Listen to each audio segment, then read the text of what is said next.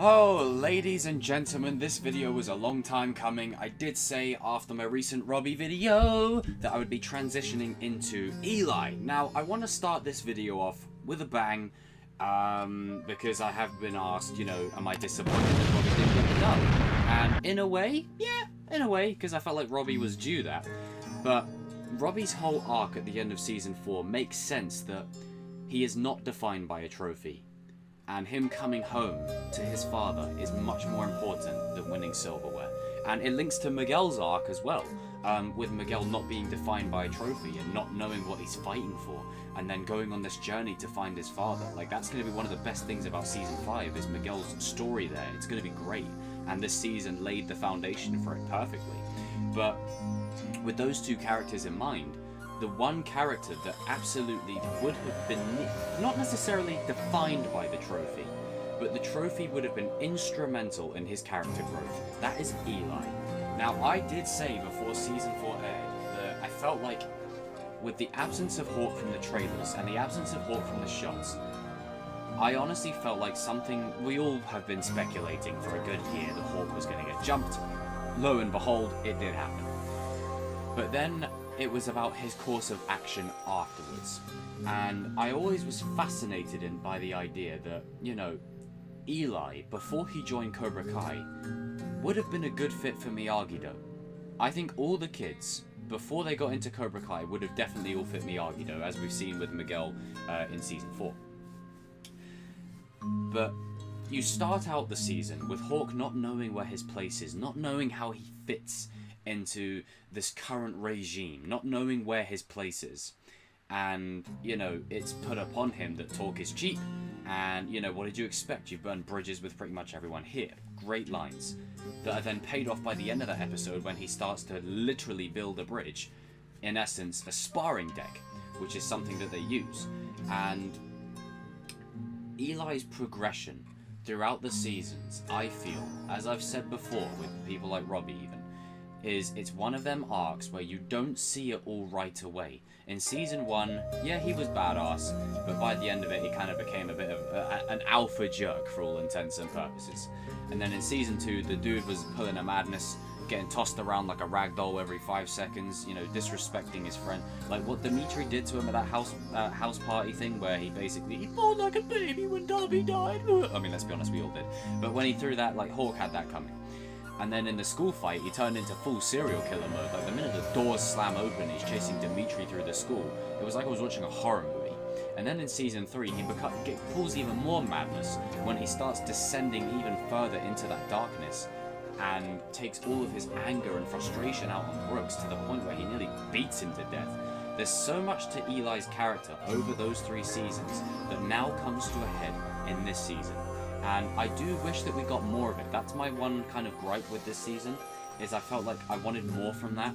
I wanted to really see the effects of him joining Miyagi-Do. I wanted to really see how much it took on him. One of my favorite scenes in Season 4 is when he sat down in the basement playing Dungeon Lord, I think it is, and Dimitri is the one to pull him out of that darkness and bring him back. Even with a cheesy video, the Binary Brothers, it was cheesy, but it was funny. It worked, and it brought Eli back out of it. And, speaking of cheesy, when Eli kisses Moon, or Moon kisses Eli at the tournament, it is a little bit cheesy, it is a little bit just on the nose, but it was the very thing that Eli needed to boost himself back to his original formula, but this time as Eli and not as Hawk. And the complete power shift, the minute that happens, the minute he says, I know who I am now, and that is encapsulating Eli's arc for the past 4 seasons, is he has had a massive personality complex. I think back to one of the first videos I ever did on the character of Hawk. Well, his juggling of his personalities, of his Eli life, his Hawk life, and having that split personality of who is he?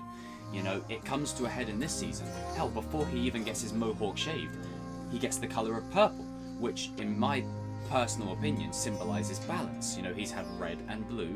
It makes sense. Shout out to the creators. I think they gave us that just to have it, mowed off. But in that moment, when he's in the All Valley and he's like, I know who I am now, and Daniel says, who's that? The guy who's going to win this whole fucking thing. Oh, I had chills.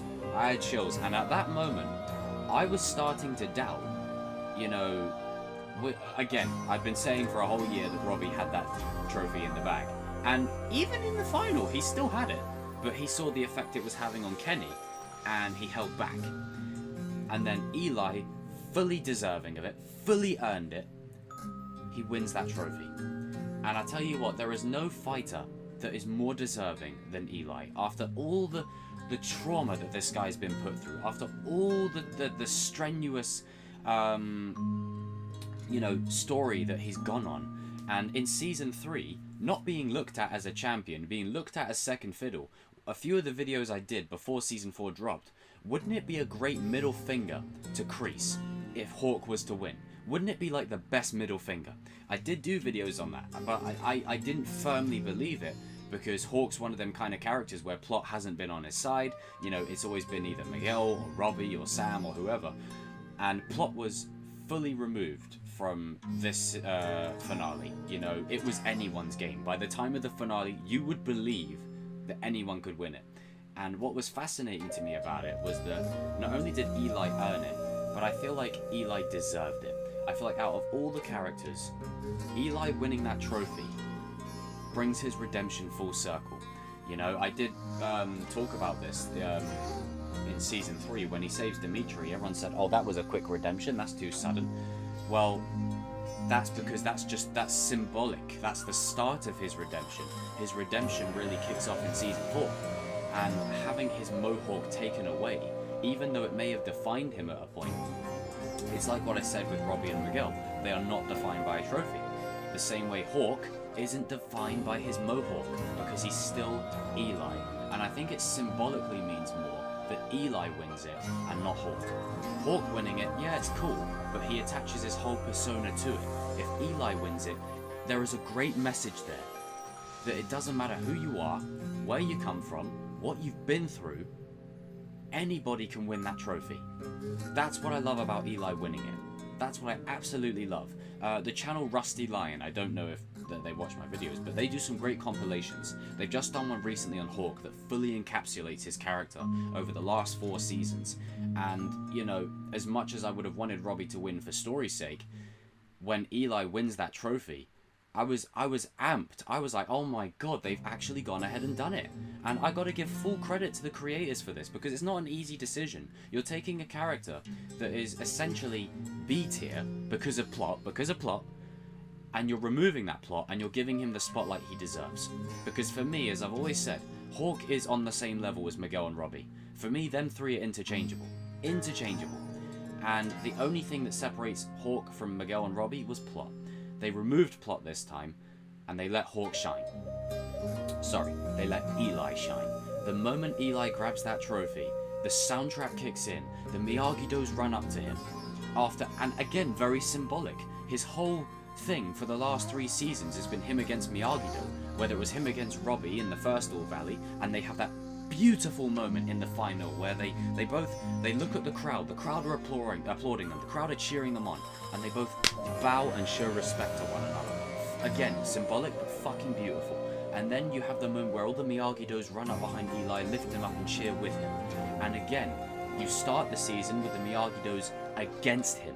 They hate him. And look at where he is at the end of the season with them. Perfect. It's a perfect arc. A perfect arc. And Hawk is one of those characters that the minute Quiver starts playing, you know shit's about to go down. Like, excuse my cursing in this video, but you know it's about to go down. The minute after Moon kisses him and Quiver starts playing, you know Kyler's about to get dropped off.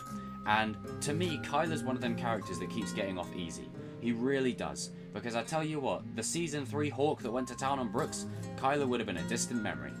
He really would have. Because the minute Eli got his mojo back, Kyler didn't even land a hit. He knocked him 3-0 down. Like, that's it. Like, Kyler, sit down. That is embarrassing. I don't care who... That is embarrassing. Like, sit down. Sit right down. But Eli, as himself, was just such a joy to watch this season. You know, my only gripe with it is we didn't get to see more of it, because it was probably one of the most fascinating aspects of this season. And what's even more cool about it is Dimitri and Hawk were polar opposites. Dimitri retained what made him a nerd, while becoming a badass, you know, as I said, the Neville Longbottom of the show, and then you have Eli that, you know, basically railed against his nerd passions in favor of just becoming a badass, you know, and pushing against his nerd stuff. But now he's fully on like what Dimitri was on before, while still retaining that badass element he'd had before. And in the final, the minute Robbie pulls off his gi and flexes his muscles, I was like, right, okay, now is the perfect time for Eli to flex that tattoo, because he's still got that. And lo and behold, he did it. Cue the Hawk, like there's got to be a Hawk screech every season at least, and that was the perfect flipping moment. The writers and the creators did an absolute service to Hawk this season, and probably one of my favourite characters in the show by a mile. When you think of Cobra Kai, you just think of Hawk, and it's kind of a shame that he hasn't got the mohawk anymore, because it was so cool. But I think what's even cooler is the symbolism behind Eli winning it and not Hawk, and you can apply that to yourself. That it doesn't matter who you are, it doesn't matter where you come from, it doesn't matter what, you know, if you have like a cleft lip or, you know, whatever you have, you can do it too. You can be a champion. And it pays off Miguel's speech in season 3 to the council meeting where he said, you know, to give everyone the chance to show what they can do, to fight, to become a champion. And I'm gonna say, Eli, you got the dub, bro. Guys and girls, jump in the comment section down below. Let me know what you thought of Eli's arc this season. There's a plethora of videos coming your way for season 4 as the weeks progress. I've got so much that I want to say. I've rewatched the show a good couple of times now, and there are so many things that I want to talk about.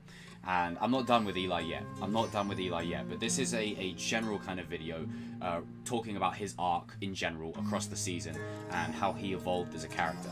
So yeah, jump in the comment section down below. Let me know what you thought of Eli's arc, and, you know, do you think they did right, you know, made the right choice in giving Eli, I have to get used to that, Eli the win, or would you have preferred they given it to someone else? For me personally, I think they made the right choice. I think Eli was fully deserving of it, especially the way this season played out, and especially after Robbie shaved his mohawk off.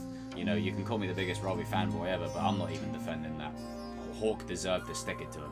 He really did. And he deserved to stick it to Kreese for looking over him. Hawk's whole thing, just before I end this video, Hawk's whole thing throughout the whole show is he's the Kylo Ren of the show. He's the second tier character. The one that no one takes seriously. The one that's never going to be number 1. This season he was number 1. He's always been second fiddle to, you know, Miguel, or when Robbie joined Robbie. He's always been looked at as the second best. And Dimitri saying, listen, you think I can take Robbie? We need someone. I'm Alfred, you're Batman, you know? Eli was the one that came through. And as great as Sam is, Eli is that dude. Really is. Guys and girls, I'll see you in another video soon. And as it's an Eli video, I know who I am now. The one who's going to win this whole fucking thing. Woo! Flipping chills.